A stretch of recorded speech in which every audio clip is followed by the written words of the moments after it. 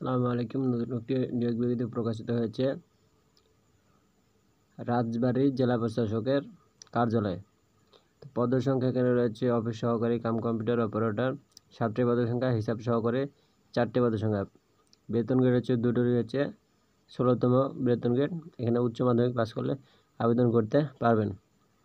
আবেদনের শুরু থেকে বয়স হতে হবে 18 হতে 32 বছর পর্যন্ত। আর আবেদনের সময়টা দেখে নে।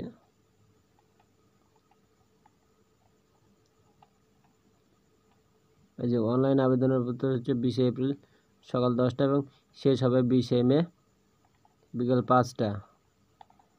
এরপর হচ্ছে আবেদন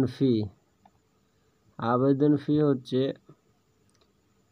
100 টাকা এবং সার্ভিস চার্জ সহ 112 টাকা পরিশোধ করতে হবে এবং ক্ষুদ্র রেজিস্ট্রির ক্ষেত্রে 50 টাকা সহ সার্ভিস চার্জ 56 টাকা পরিশোধ হবে। 72 ঘন্টা আবেদনের 72 ঘন্টার মধ্যে পরিশোধ করতে হবে।